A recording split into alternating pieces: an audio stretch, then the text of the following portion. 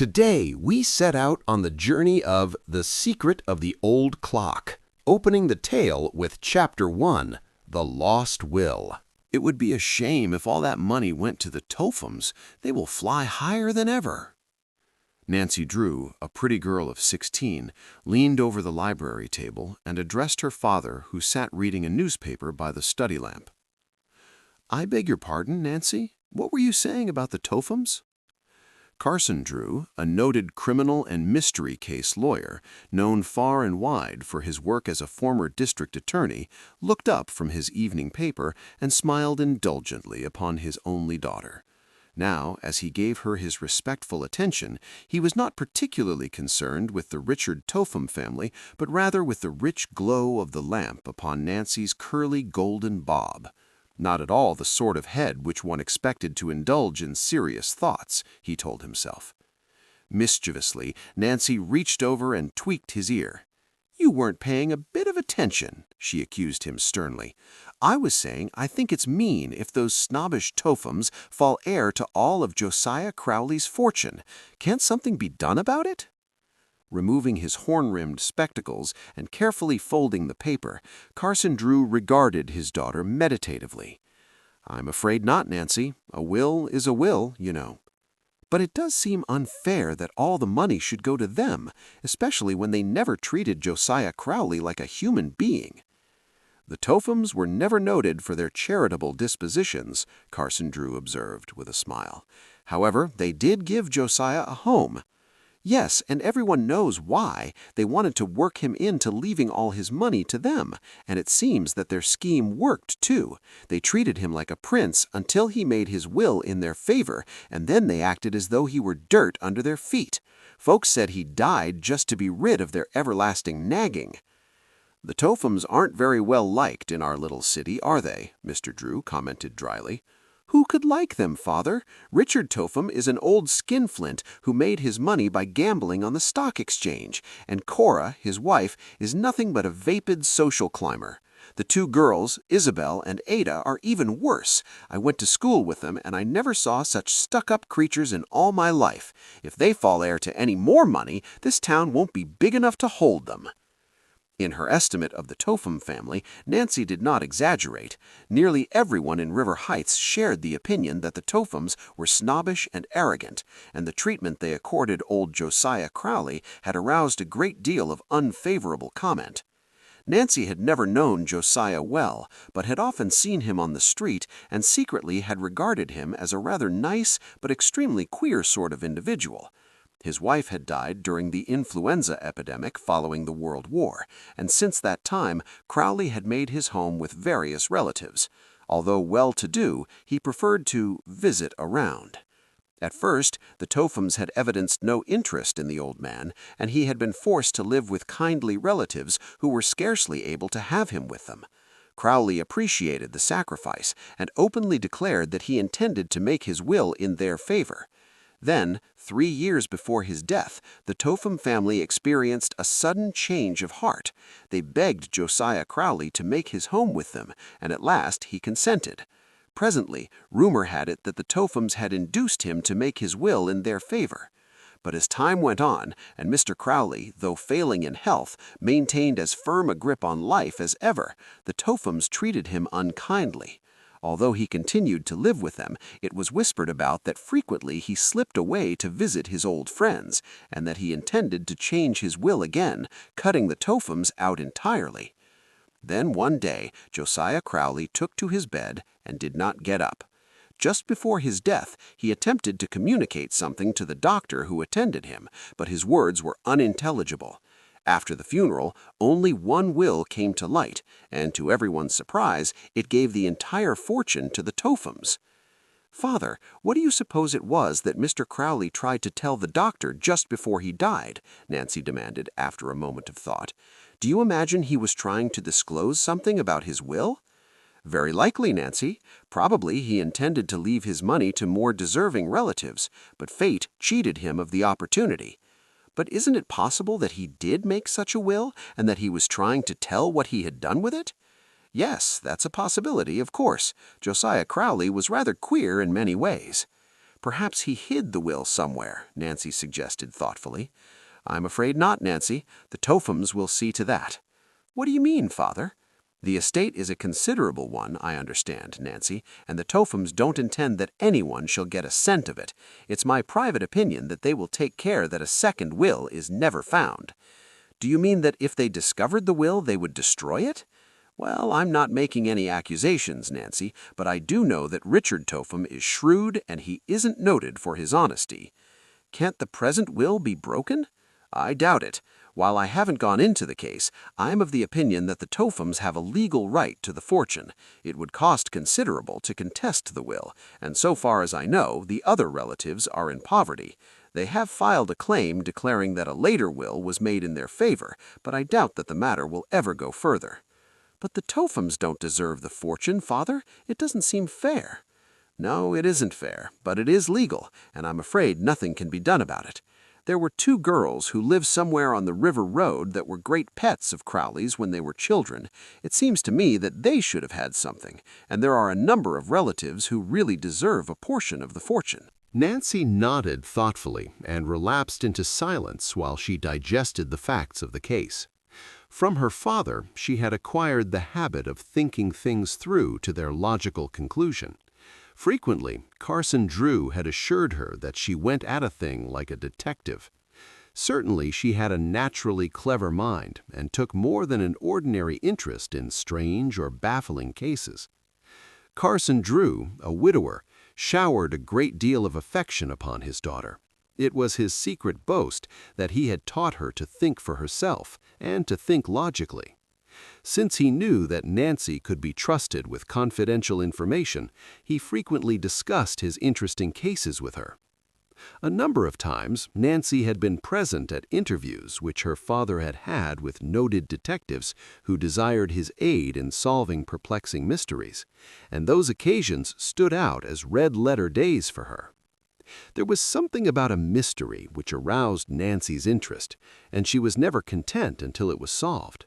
More than once, her father had found her suggestions, or intuitions as he called them, extremely helpful. For a reason which she could not understand, the Crowley case had attracted Nancy's attention, although it had not fallen into her father's hands. She had a certain feeling that a mystery lurked behind it. "Father, do you believe Josiah Crowley ever made a second will?" Nancy demanded suddenly. "You're a regular lawyer, the way you cross-examine me," Carson Drew protested, but with evident enjoyment. "To tell you the truth, I don't know whether he ever made a second will or not. All I do know is that, but perhaps I shouldn't mention it, since my information is not very definite." "Go on," Nancy commanded impatiently. "You're trying to tease me." "Well, I do remember that one day, nearly a year ago, I was standing in the First National Bank when Crowley came in with Henry Rolsted. Not the attorney who specializes in wills and legal documents? Yes. Well, as I was saying, they came into the bank together.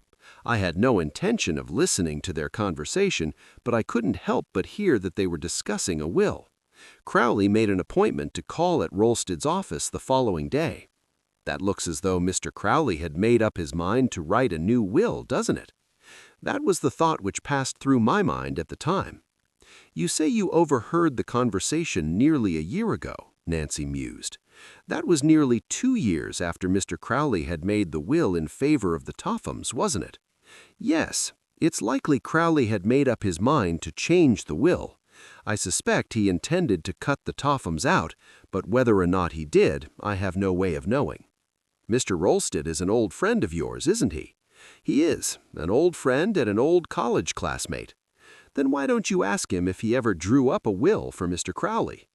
"That's a rather delicate question to ask, young lady. He may tell me it's none of my business." "You know he won't.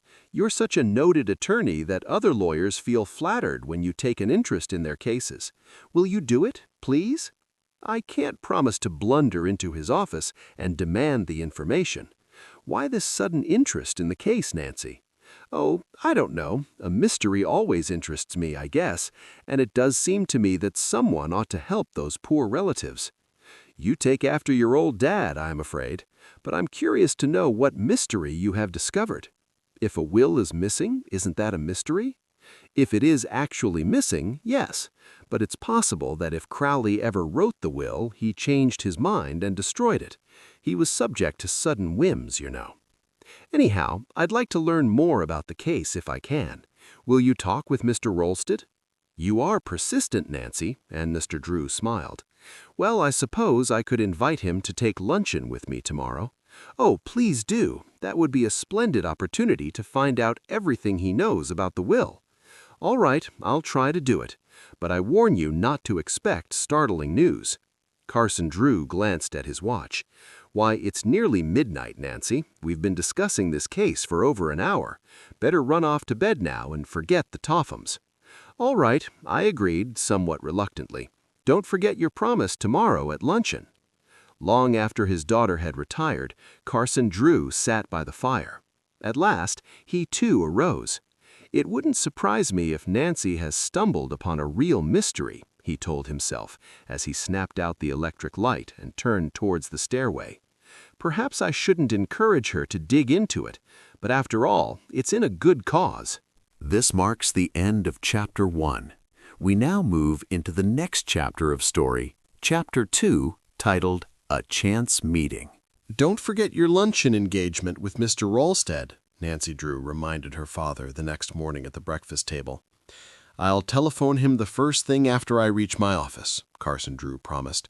But again, I warn you not to anticipate startling news.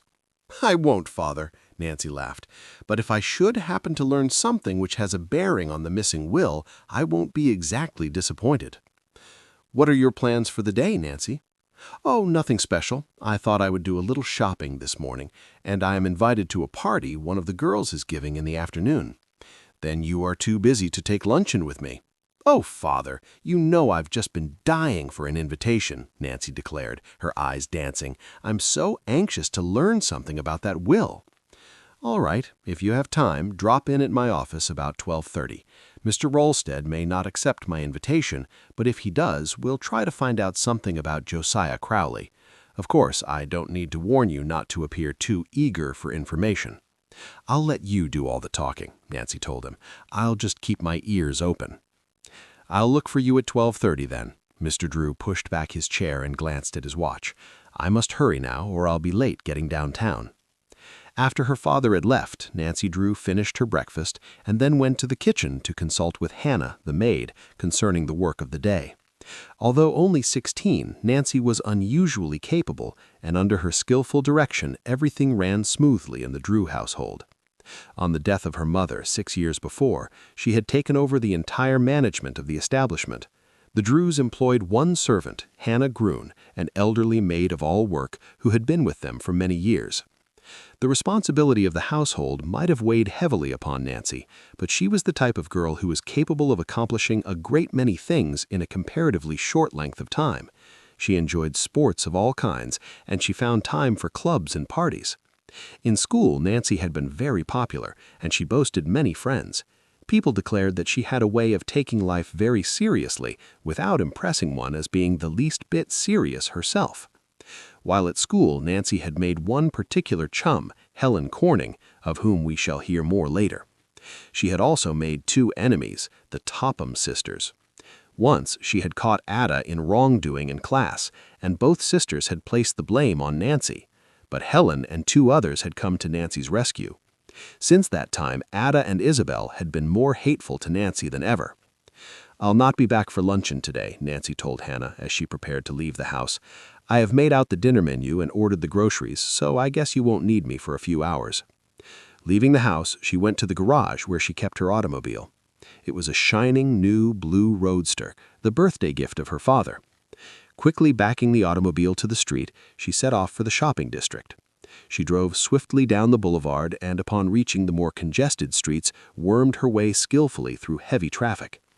Entering a department store, she made a number of small purchases on the main floor and then went directly to the wearing apparel section, as it was her intention to purchase a frock suitable for the afternoon party to which she had been invited.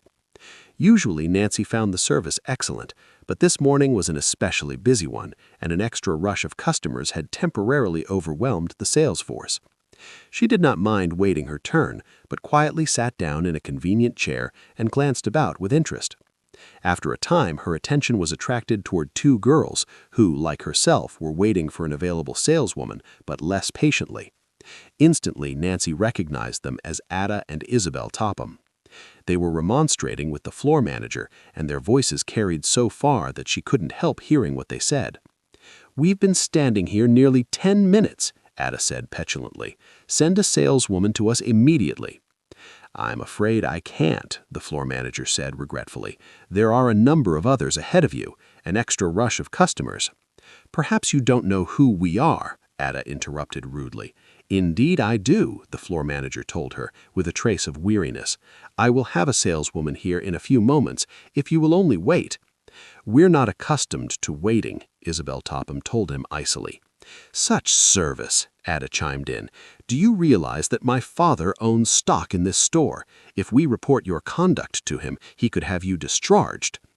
"I'm sorry," the harassed floor manager apologized, "but it is a rule of the store. You must await your turn." Ada tossed her head, and her dark eyes flashed angrily. In spite of the expensive clothes she wore, she was anything but attractive, for she was tall and slender to the point of being termed skinny. Now that her face was distorted with anger, she was positively ugly. Isabel, who was the pride of the Topham family, was rather pretty in a vapid sort of way, but Nancy Drew thought that her face lacked character. She had acquired an artificial manner of speaking which was both irritating and amusing. Her mother's ambition was that someday she marry into a wealthy family, and every opportunity was given her for a brilliant match. The two sisters were older than Nancy, but had been in her class at school. She had found them stupid as well as arrogant. They had never been popular with their classmates and had boasted few friends. Now, as they turned from the floor manager and saw her for the first time, Nancy bowed. Isabel coldly returned the bow, but did not speak a word of greeting. Ada gave no indication that she had even noticed her. "Snobs," Nancy told herself. "The next time I won't even bother to speak to them." At that moment, a saleswoman hurried toward the Topham girls, and at once they began to shower abuse upon her for her failure to wait upon them sooner. Nancy watched them curiously as they examined the gowns which the saleswoman brought out for their approval. Evidently, Isabel and Ada were in an unpleasant frame of mind, for they tossed aside beautiful creations of lace and chiffon with scarcely a second glance. They found fault with everything. "A very chic gown," the saleswoman told them hopefully, as she displayed an attractive dress. "It is a Paris model and arrived this morning." Ada picked it up, gave it one careless glance, and then tossed it into a chair. The gown slipped to the floor in a crumpled mass, and to the horror of the saleswoman, Ada stepped on it as she turned to examine another dress. In disgust, Nancy moved away and began to examine a rack of dresses in another part of the room. Presently, as she wandered back, she saw that Ada and Isabel were leaving without having made a purchase. As they swept past, Ada brushed against her. Instead of apologizing, she wheeled and surveyed Nancy coldly. "Do watch where you are going," she said tartly. Nancy stifled a sharp retort and made no reply. Not without amusement, she watched the Topham sisters as they flounced to the elevator. "I don't wonder that people say such mean things about them," Nancy told herself. Her thoughts were cut short as a saleswoman offered her services. It was the same girl who had waited upon the Topham girls. Nancy quickly selected a party frock of blue crepe which matched her eyes and went to the fitting room to try it on. "It's a real pleasure to serve you, Miss Drew," the saleswoman assured her when they were alone. "But how I dread to see the Topham sisters come into the store. They are so unreasonable." "Ada and Isabel aren't very popular," Nancy agreed. "They seem to think their word is law." The saleswoman sighed. "And I'm afraid it will be if they get all of Josiah Crowley's money." She lowered her voice. "The estate hasn't been settled, but they're counting on the fortune already. I heard Miss Ada say to her sister, 'Oh, I guess we'll get all of old Crowley's fortune as soon as the lawyers stop squabbling.' But it's my opinion the Tophams are mightily worried for fear somebody will show up with a later will which may do them out of most of it." Nancy was far too wise to engage in gossip with the saleswoman, for she could not tell how far anything she might say would be carried. But she was interested in the information. The fact that the Tophams were worried indicated to her that they were of the opinion that Josiah Crowley made a second will. Evidently, they were somewhat disturbed by the claims of the other relatives. Ordering the frock which she had purchased sent to her home, Nancy glanced at her watch and saw that it was after 12 o'clock. I must hurry or I'll be late in meeting Father, she thought, and left the store. She drove directly to her father's office and, although a few minutes ahead of the appointed time, found that he was ready to leave. "What luck, Father?" Nancy demanded eagerly when they were alone in the inner office. "Did Mr. Rolsted promise to take luncheon with you?" "Yes, we are to meet him at the Royal Hotel in 10 minutes. Do you still think I should quiz him about the Crowley will?" "Oh, I'm more than ever interested in the case, Father. I can't tell you why, but I just seem to know that Josiah Crowley made a second will." "Well, your intuitions are frequently correct, Nancy," Mr. Drew smiled, "so I'll do my best to find out what Mr. Rolsted knows about the case. However, I must warn you not to appear too eager for information, or he may suspect we have a dark motive behind the luncheon invitation." "I'll be careful," Nancy laughed. The Royal Hotel was located less than a block away, and Nancy and her father quickly walked the distance. As they entered the lobby, they found Mr. Rolsted there ahead of them. Carson Drew introduced his daughter, and the three made their way to the dining room where a table had been reserved for them. At first, the conversation centered about a variety of subjects. As the luncheon progressed, the two lawyers began to talk enthusiastically of their college days together, and finally of their profession. Nancy began to fear that the subject of the Crowley estate never would be brought up. Then, over the coffee cups, Carson Drew skillfully swung the conversation into a new channel and began to discuss strange cases which had fallen into his hands. "By the way, I haven't heard the details of the Crowley case. How are the Tophams making out? I understand the relatives are trying to break the will." For a moment, Mr. Rolsted remained silent, and Nancy began to think that he did not intend to enter into a discussion of the case. "The case wasn't turned over to me, Carson," the lawyer said quietly, "but I confess I've followed it rather closely because of a special interest I happen to have in Crowley. As the present will stands, I do not believe it can be broken." "Then the Tophams will get the entire estate," Mr. Drew commented. "Yes, unless another will is uncovered." "Another will?" Carson Drew inquired innocently. "Then you believe Crowley made a second one?"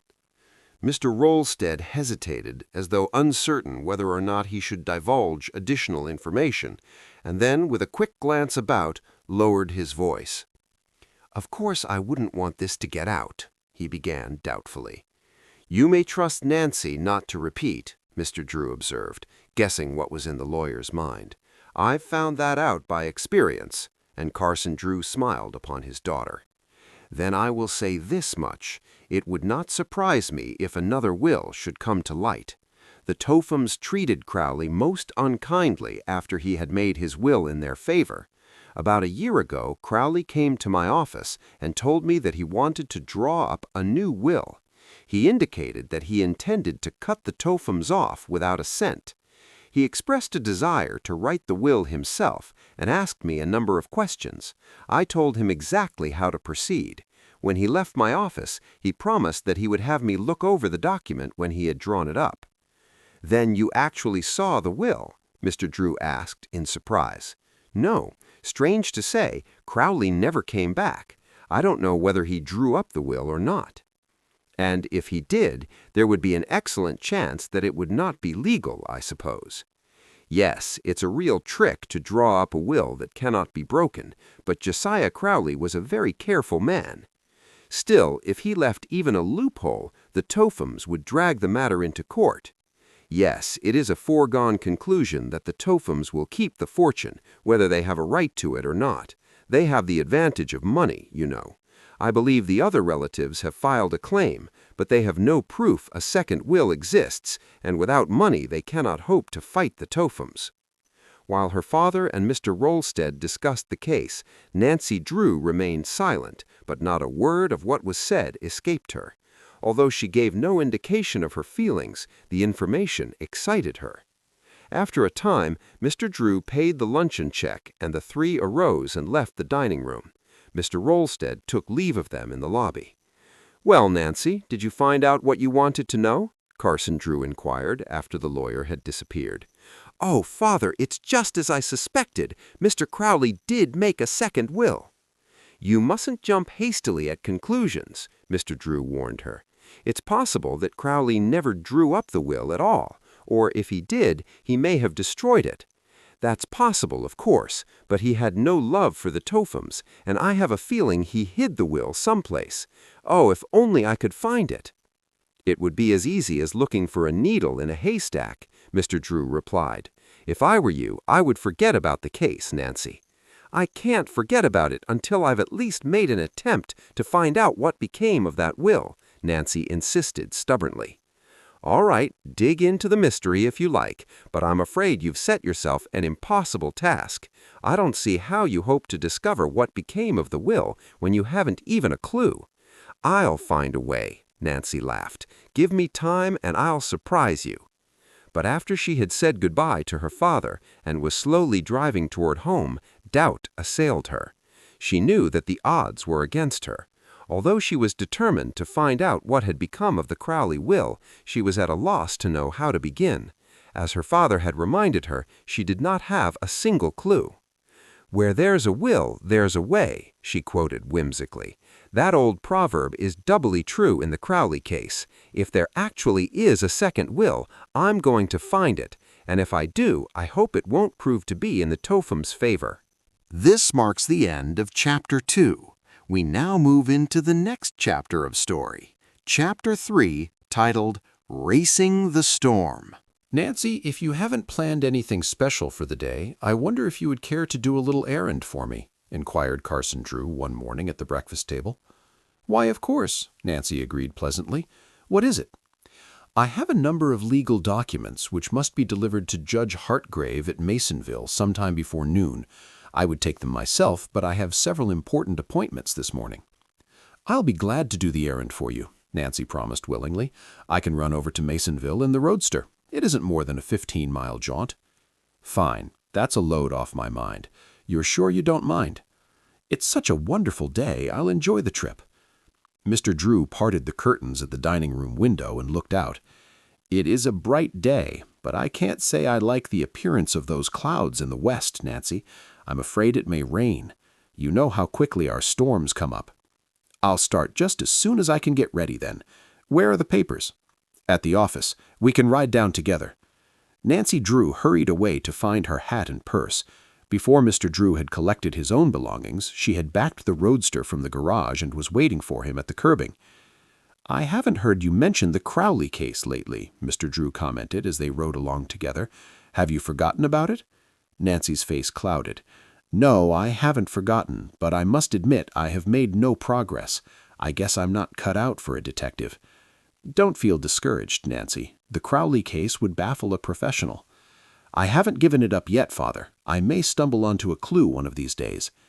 When they reached the law office, Nancy stopped the roadster and her father got out. He disappeared inside the building and, returning a few minutes later, placed a fat manila envelope in Nancy's hand. "Give this to Judge Hartgrave. You know where to find him?" "Yes, I'll have no trouble in finding his office. I've frequently driven as far as Masonville." Selecting the shortest route to her destination, Nancy deftly shifted gears and was off. As she rode along the gravel road, her eyes traveled to the fields on either side of the highway.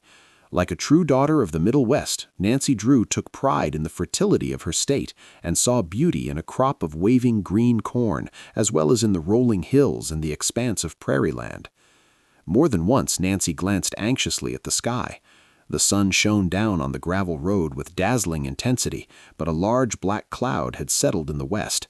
Still, it did not appear to be rolling up very fast, and Nancy told herself that there was no need to worry. "It won't rain for an hour or two, and by that time I'll be home," she thought. Nancy took her time on the road, and it was nearly 11 o'clock when she finally drove into Masonville. She went at once to Judge Hartgrave's office, but was informed that he had gone to the courthouse. Nancy knew that the legal papers which she had been sent to deliver were important, and rather than leave them with the office girl, she set off in search of the judge. She had considerable trouble in finding him, and it was nearly 12 o'clock when at last she delivered the manila envelope into his hands. Learning that Nancy was the daughter of Carson Drew, Judge Hartgrave insisted that she take luncheon at his home before returning to River Heights. Nancy accepted the invitation and spent a very pleasant hour in company with the judge and his wife. When at last she had insisted that she must start for home, it was after 1:30. "I have half a notion to take a different route back," she told Judge Hartgrave as she stepped into her blue roadster. "It's a beautiful drive on the river road, but the trip will take longer, and I'm afraid it may rain." Judge Hartgrave looked up at the sky, but in spite of a general murkiness, the sun was shining. "Oh, I don't believe it will rain for an hour or two. That big cloud is only bluffing. Then I'll take the river road," Nancy decided. She said goodbye and started the motor. Soon she was spinning along the road which wound in and out along the Muskoka River. Nancy met few automobiles, for the road was infrequently traveled. She did not hurry, but took time to enjoy the scenery. Overhanging trees with dense foliage shaded the road and formed a tunnel which all but blotted out the sky. Presently, as Nancy drove into a clearing, she was astonished to see how dark it had become. Evidently, the big black cloud which had attracted her attention earlier in the day was no longer bluffing. It had grown rapidly in size and was spreading over the sky in an alarming fashion. As Nancy watched, the sun vanished as though by magic. "How foolish of me to take this road," she chided herself. "I'm going to be caught in the storm. There isn't a chance that I can make it." Although the river road was perfectly safe in dry weather, Nancy knew that a little rain would make it dangerously slippery. Then, too, the road was little traveled, and in case of accident, she could not depend upon passing motorists for aid. If her roadster slipped into a ditch, it would be necessary to walk miles for help. Few persons lived along the river road, for the land was not considered valuable. In the spring of the year, with the arrival of heavy rains, the Muskoka River sometimes overflowed its banks and spread over the farmland, destroying the newly planted crops. For this reason, the district was not a popular one, and the land was held by poor folk. "If only I can find a farmhouse where I can drive in until the storm passes," Nancy thought desperately. The sky was now entirely overcast, and in among the trees it was as dark as night. Nancy could not see the road distinctly and switched on the headlights of her roadster. A brisk breeze began to stir the trees, and the leaves seemed to whisper a fearful warning of the storm to come. A feeling of uneasiness took possession of Nancy Drew. She stepped on the accelerator, and the roadster fairly leaped forward as though it too understood the need for haste. Suddenly, a flash of forked lightning coursed across the sky and was followed by a loud clap of thunder. "That was close," Nancy murmured uncomfortably. She bent low over the wheel and took the curves as fast as she dared. An unexpected gust of wind struck the road and blew dust in every direction. As the cold air struck her, Nancy realized that the storm was almost upon her. Already she could see the rain sweeping down upon her from the far hills. Frantically, Nancy glanced about for a possible shelter. On down the road a short distance, she caught sight of an old farmhouse and a dilapidated barn which stood near the highway. "If only I can get there before the rain strikes me," Nancy thought anxiously. But the storm would hold off no longer. Large drops of rain began to splash against the windshield, slowly at first, then faster and faster. The sky had taken on a yellowish cast. Then, unexpectedly, came a second flash of lightning and simultaneously a deluge of rain. Nancy turned on the windshield wiper, but the rain was blinding in its violence. It was impossible to see more than a few feet ahead of the automobile, and almost in an instant the road had dissolved into a sea of mud. Nancy had been caught in a number of storms, but never one like this. She feared that she would slip into a ditch before she could reach the shelter of the barn. Then, at the side of the road, the barn loomed up, and in relief, Nancy saw that the doors were wide open. Without an instant's hesitation, she headed straight for the building and drove in. Without an instant's hesitation, she headed straight for the building and drove in. Safely inside, she turned off the motor and the lights, and with a sigh of relief sank back against the cushions. "Well, you got in just in time," a pleasant voice said behind her. Startled, Nancy Drew turned quickly and saw a girl of her own age regarding her with interest. Even as the stranger spoke, the storm broke in full violence. A cold blast of wind rattled the barn doors and sent a sheet of rain inside. "I beg your pardon," Nancy apologized as she climbed from the roadster. "It wasn't very polite of me to run in here the way I did." "You're more than welcome to the shelter, I am sure," the stranger told her kindly. "I'm afraid we haven't much else to offer." In the semi-darkness, Nancy studied the girl curiously. She had been impressed with her cultured voice and manner, and now she noted that her clothing, while not expensive, was neat and well made. The girl did not appear to be the daughter of a farmer who would live on this poor land, yet she seemed to fit into her background. "It looks to me as though we're in for a real storm," the girl said and smiled pleasantly. She glanced outside at the pelting rain. "I'm afraid you'll be forced to remain here for some time." "So long as I'm not out in the rain, I don't mind. That is, if you don't object." "Object?" The stranger spoke impulsively. "Oh, you can't understand how eager we are for visitors.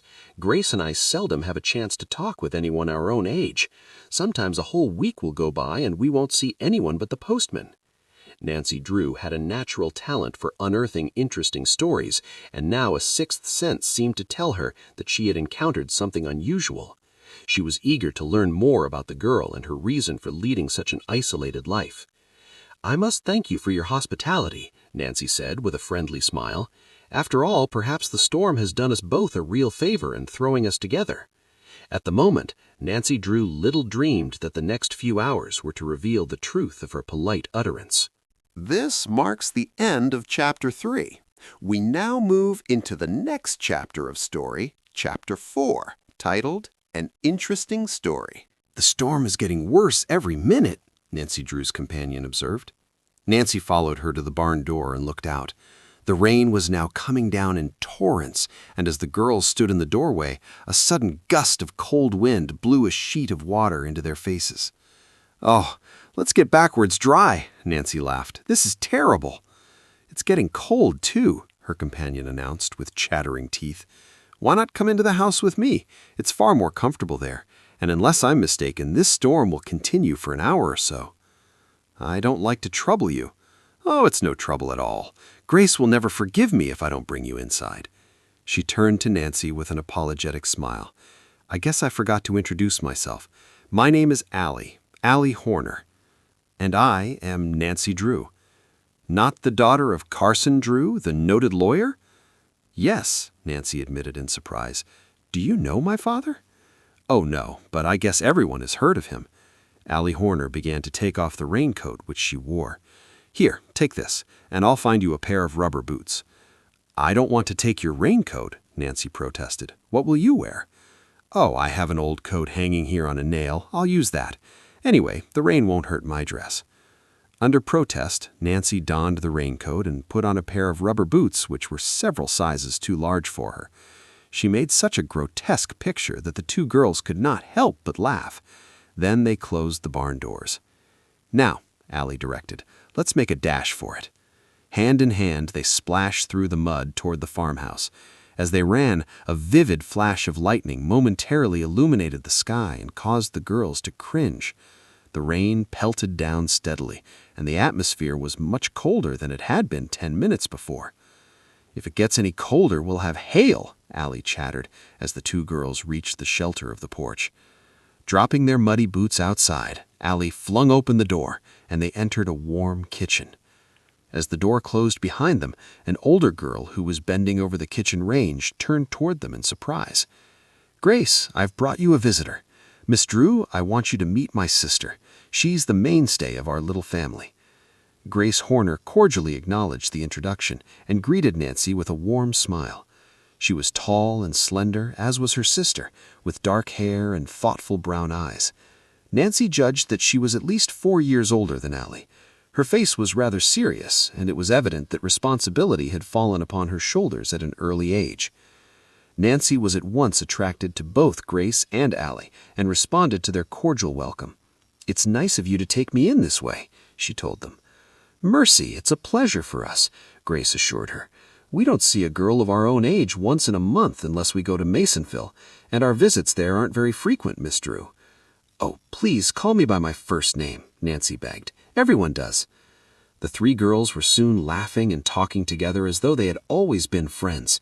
Nancy knew that she was going to like the Horner girls, and it was evident they were delighted with her. Presently, Grace deftly removed a cake from the oven and set it on the table to cool. "Let's go into the living room," she suggested. "My cake is done, so I don't need to watch it. I'll give you a piece before you go, Nancy." "And Grace's cakes are the real thing," Allie declared. "I'm not much of a cook myself. I'd rather be outdoors." "We wish you no bad luck, Nancy," Grace laughed as she led Nancy into the next room. "But Allie and I don't care how long it storms." "Neither do I, so long as I get home before dark," Nancy replied. Although the living room was warm and comfortable, it was nearly bare of furniture. The floors had been painted and were scantily covered with handmade rag rugs. With the exception of an old-fashioned divan, an inexpensive table, a few straight-back chairs, and an old wood stove which furnished heat, there was little in the room. However, dainty white curtains covered the windows, and Nancy realized that although the Horner girls were poor, they had tried hard to make their home attractive. "Surely you two girls don't live here alone, do you?" Nancy inquired. Allie nodded. "Grace and I have been living here since Father died. That was 2 years ago. Mother passed away just before that," the girl added with a slight catch in her voice. "But how do you manage? It must be dreadfully hard for 2 girls to run a farm by themselves," Nancy in wonder. "Our farm isn't very large now," Grace said quietly. "We have only a few acres." "I know you wonder how we live but are too polite to ask," Allie broke in. "Grace helps a dressmaker at Masonville whenever she can get work. She makes all our clothes, too. And I raise chickens." "Chickens?" Nancy asked in surprise. "Can you make much at that?" Well, it all depends. This year the market hasn't been so high as usual, and the price of eggs has dropped too. But I enjoy the work, and I could make it pay if only I could afford to start a flock of white leghorns. Allie is a regular outdoor girl, Grace explained with a smile. We divide our work. I attend to the house, but she would rather be outside. We get along very nicely in the summer, Allie went on. We raise vegetables and have enough for our own use, but in the winter it's hard. I don't know how we'll manage this year. We'll find a way, Allie, Grace told her with a brave smile. We always have. She arose from her chair and turned to Nancy. I'm sure you're not interested in our misfortunes. It's true that we're poor, but we can still offer a guest a cup of tea. Excuse me while I make it.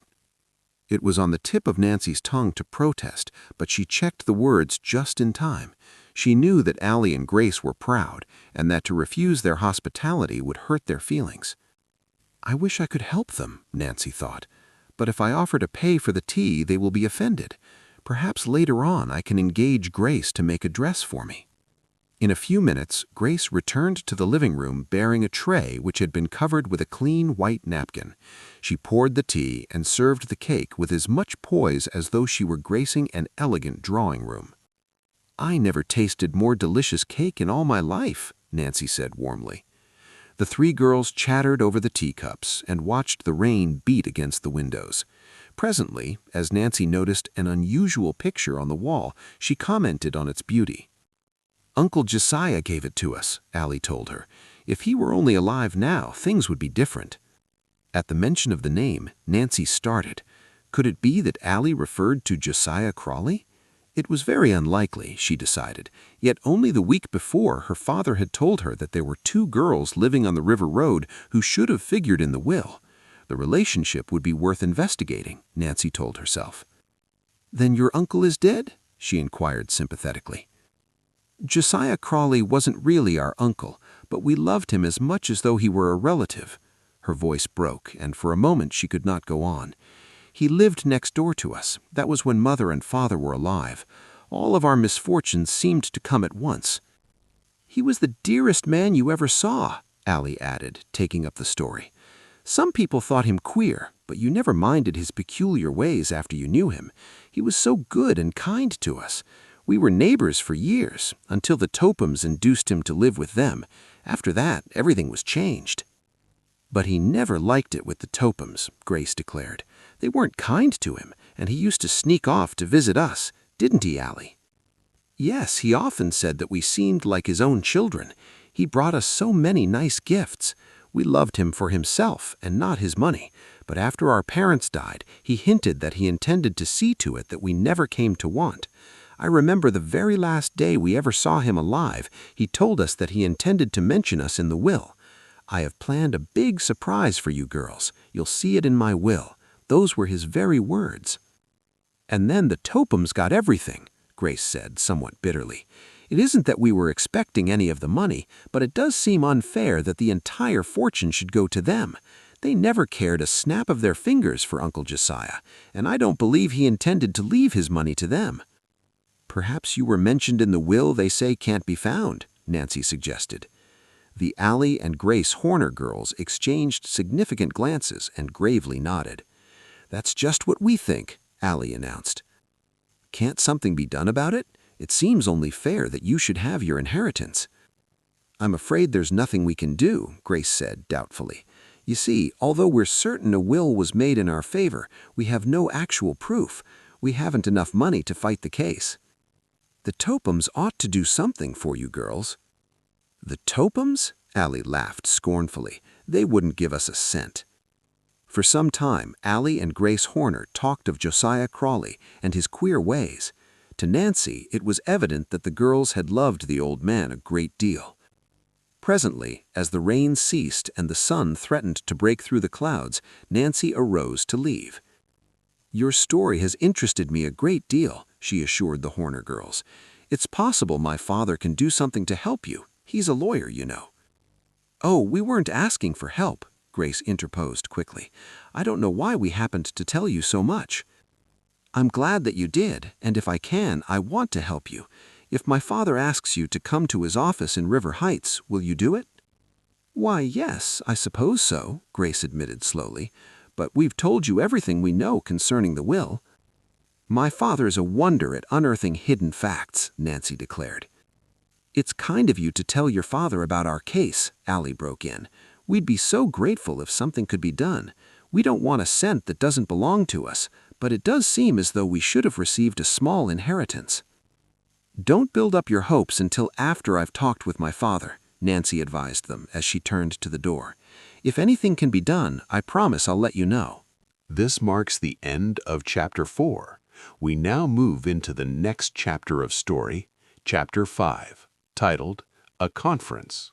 Although the rain was no longer falling, the river road was a sea of mud, and before Nancy Drew started for home, the Horner girls insisted on helping her put chains on the rear wheels of the roadster. "You'll never make it to the gravel unless you do," Grace advised her. "The river road is terribly slippery in wet weather. You're sure you want to attempt it? We'd love to have you stay with us until tomorrow." "Oh, I'll have only 2 miles to go before I strike gravel," Nancy returned. "I'll make it all right. But before I go, I do wish you would let me pay for all the trouble I have caused you." "We couldn't think of accepting money," Grace said quietly. "It's been fun having you here," Allie added. At last, after thanking the Horner sisters for their hospitality, Nancy told them goodbye. Allie and Grace watched her until she had backed the roadster from the barn and was safely on the road. "You're taking a big chance in this mud," called out Allie after her. "If you have any trouble, come back here," added Grace. "That is, if you can get back. Don't skid into a tree or into a ditch. That would be worse." "What are you trying to do? Make me nervous?" demanded Nancy, but with a smile on her face. "No, we only want to see you get home safely," answered Grace, and by that time the car was so far on its way, no more could be said. Once on her way, Nancy had little trouble, for she was a skillful driver. The mud was heavy, but although the roadster slipped about, she managed to keep it in the road.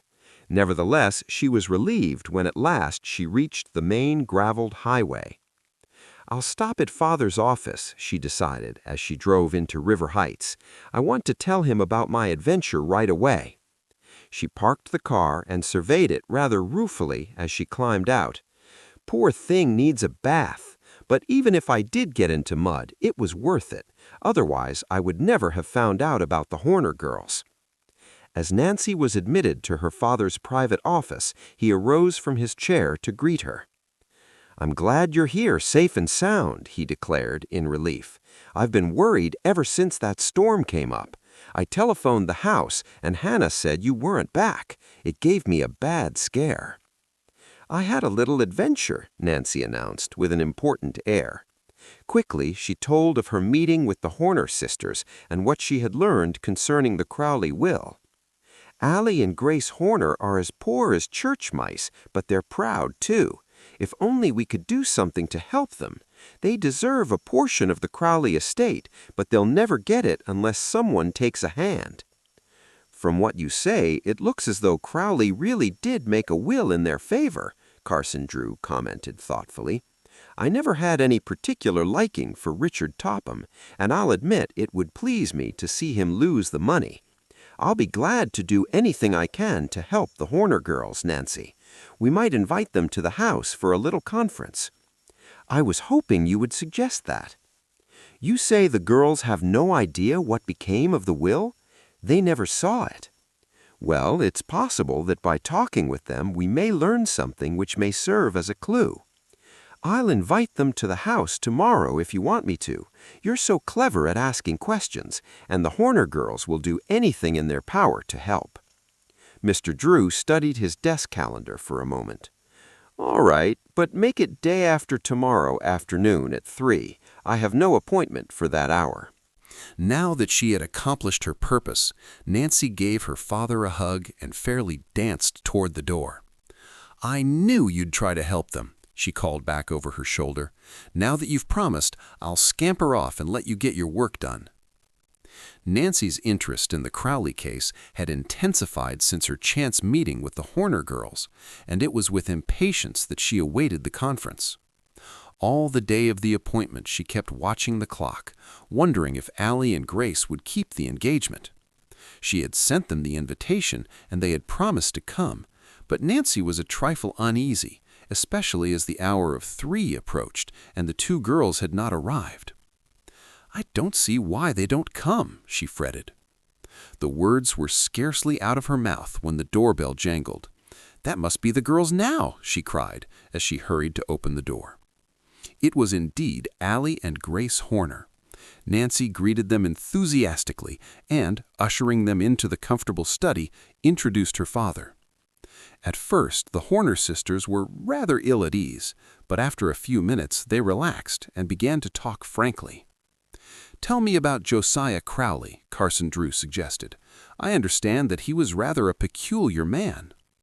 "Oh, he was," Allie began impulsively. "I've seen him go about hunting for his spectacles when they were on his nose all the time." "Did he ever hide things?" Mr. Drew inquired. "Did he?" Allie laughed. "He was always putting things away in what he called a safe place. The place was usually so safe that he could never find it again." "Did he ever say anything which would lead you to believe that he had hidden a will?" Allie shook her head. "Not that I can remember." "Why, he did too," Grace broke in. "One day when he was at our house, he got to talking about the Tophams and the way they were trying to get his money. 'I guess they'll be fooled all right when they find out I've made another will,' he said with that odd little chuckle of his. 'This time I'm not going to trust it to any lawyer. I'll put it away in a place that I know will be safe.'" "That's right," Allie agreed. "I had forgotten."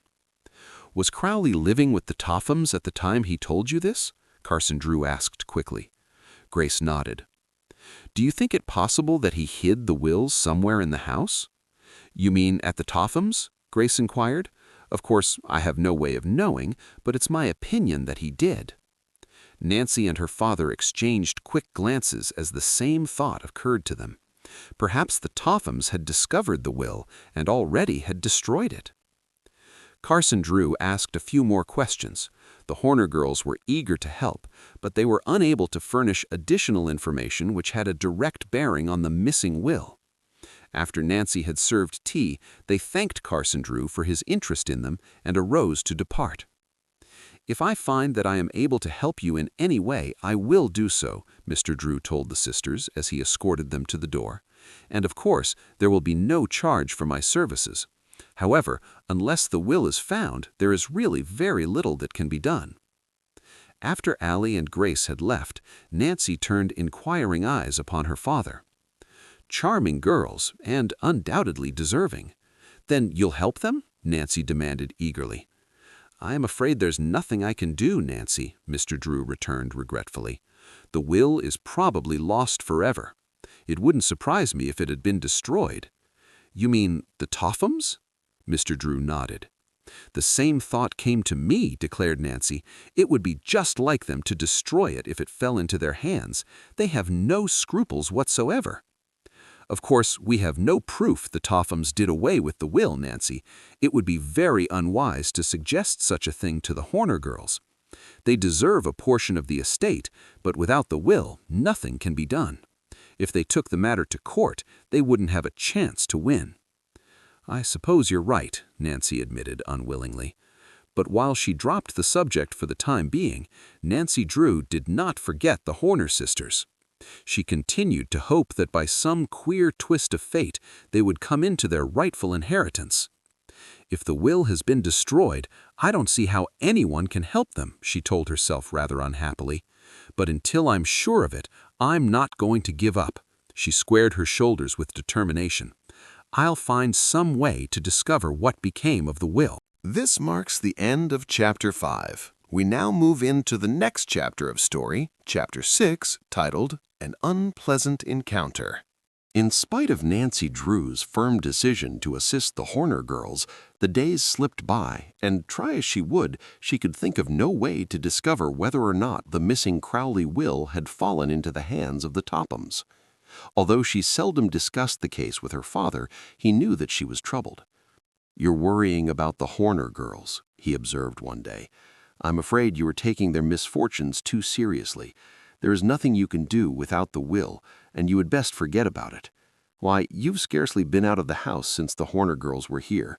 Go shopping or anything to take your mind from the subject." "I have been thinking about Allie and Grace," Nancy admitted with a rueful smile. "I was so sure I could do something for them." "Give your mind a rest, and perhaps you'll have an inspiration," Mr. Drew encouraged her kindly. "All right, I'll take your advice and go shopping, though I really haven't a thing to buy. The fresh air will do me good, I suppose." After luncheon, Nancy left the house and made her way toward the business section of River Heights. The walk was a long one, but she took it at a brisk pace. Nancy naturally was athletic, and as she swung along, more than one passer-by turned to look after her in admiration. After window shopping for a time, she wandered into a department store more from curiosity than because she had anything to buy. She moved about aimlessly, gazing at whatever struck her fancy. Suddenly, Nancy's attention centered upon two girls who were hurrying down the aisle ahead of her. She stopped short and stared. Though their backs were turned, she had recognized them. Ada and Isabel Topham. I'm sure I don't want to tag them around. I'll just slip down another aisle. But Nancy Drew never carried the thought into action, for at that very moment she saw Ada brush carelessly against a counter of expensive vases. As her sleeve caught, a large, fragile bowl was swept to the floor. In horror, Nancy heard the crash and saw the bowl break into a dozen pieces. As Ada looked down upon the wreckage, a slight flush mounted to her cheeks. Then, with a toss of her head, she started to move on. "Miss, I am afraid I must ask you to pay for the bowl," a saleswoman interposed politely. Ada wheeled angrily and stared at the saleswoman insolently. "I'll not pay for it," she snapped. "I didn't break it." "But, miss, I saw you knock it off the counter," the saleswoman protested. By this time, the floor manager had arrived upon the scene, and a number of shoppers had gathered about Ada and the salesgirl. Nancy likewise drew closer. "This impudent girl claims I broke a vase," Ada stormed, addressing the floor manager. "I wasn't even near the counter at the time. However, I did see her knock it to the floor herself. Isn't that so, Isabel?" Solemnly, Isabel agreed to the untruth. The floor manager looked doubtfully from the Topham sisters to the saleswoman. He realized that it would be a serious error to accuse well-to-do customers falsely, and for that reason he was inclined to give the Topham girls the benefit of the doubt. He stooped over and examined the fragments of the bowl. "Then someone must pay for the damage," he said severely. "This is an expensive imported bowl." "Then let your clerk pay for it out of her salary," Ada retorted. "If she hadn't been so stupid, she wouldn't have broken the vase." The saleswoman was too bewildered to take her own part, and Nancy saw that the floor manager was in a dilemma. As she sensed that he was about to exonerate Ada of all blame, she stepped forward. "You must be mistaken, Miss Topham. I am certain the saleswoman did not break the bowl, for I saw the accident myself." "What business have you to interfere?" Ada demanded harshly, wheeling upon Nancy. "Perhaps it isn't my business, but I can't permit you to accuse this girl of something she didn't do." "You saw the accident, miss?" the floor manager questioned. "Yes. As Miss Topham walked by the counter, her sleeve caught on the vase." "It isn't true," Ada snapped, "but I'm tired of this silly argument. How much do you want for your vase?" The floor manager studied a price list. $50? What? Ada fairly screamed. You want $50 for that old bowl? I'll never pay it. The vase was imported from Italy, miss, and I am afraid you must pay the price asked. Do you know who I am? Ada inquired loftily. I think everyone in the city knows about the Richard Tophams, the floor manager returned wearily. My father owns— He doesn't own this store, the man interrupted with growing impatience. If you refuse to pay for the vase, I shall be forced to turn you over to the authorities. You wouldn't dare, Ada gasped. Never in all my life have I been insulted like this. Isabel, who was slightly more reasonable than her sister, now held a whispered conference with Ada. All right, I'll pay for the bowl, Ada decided as she took out her checkbook. But let me warn you, the matter won't be dropped here. She turned upon Nancy Drew and eyed her coldly. I'm not through with you either, young lady. You'll pay for this outrage. Nancy made no reply, but continued to smile pleasantly, an act which further enraged the Topham sisters. Hastily settling for the damage Ada had done, they sailed grandly out of the store. Gratefully, the saleswoman thanked Nancy.